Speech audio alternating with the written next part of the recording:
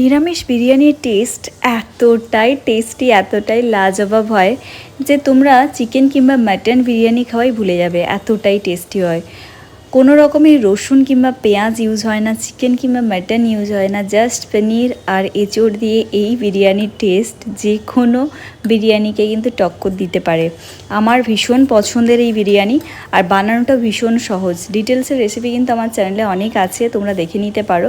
আর যেরকম as usual biryani বানাই সেভাবেই বানিয়েছি। মশলা হিসেবে ইউজ করেছি টক দই, গোটা গরম মশলা, আর তার সাথে আদা বাটা, ব্যাস এটাই। আর সাথে গাওয়া ঘি, আর যেরকম মিঠে আতর কেওড়া জল লাগছে সেরকমই। আর যেহেতু এটাকে দমে দেওয়া হবে সেক্ষেত্রে খেয়াল রাখতে হবে রাইসটা যেন ওভার কুক না হয়ে যায়। 70% কুক করে তারপরেই দমে দিতে হবে।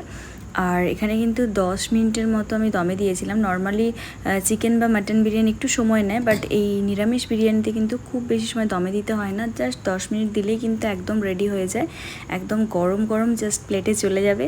আর চাইলে ওপর থেকে আরও একটু গাওয়া ঘি দেওয়া যেতে পারে, এতটাই টেস্টি হয়। আর বিরিয়ানি যারা খেতে পছন্দ করে, বিরিয়ানির স্মেলটা যারা পছন্দ করে, তাদের তো ভীষণ পছন্দ হবে।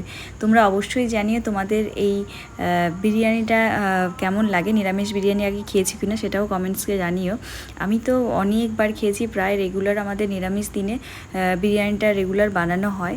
আর বাড়ির যে কোনো জিনিস কিন্তু অনেকটা সব কিছুটা ফ্রেশ দেওয়া হয়, সেক্ষেত্রে বাড়িতে বানানো বিরিয়ানিটাও কিন্তু অনেক বেশি খেতেও ভালো হয় এবং হাইজিন বা হেলথের দিক থেকেও ভালো। সবটাই কিন্তু একদম বাড়ির ফ্রেশ জিনিসপত্র দেওয়া হয়, তেল ঘি সবটাই ইউজ করা হয়, তো সেক্ষেত্রে ভালো তো হবেই। আর চালটাও কিন্তু একদম পারফেক্ট হয়েছে, বেশ ঝুরো ঝুরো হয়েছে, ওভার কুক হয়ে যায়নি। আর এঁচোড়টাও খুব ভালো সেদ্ধ হয়েছে, আর পনিরটা ভীষণ সফট ছিল।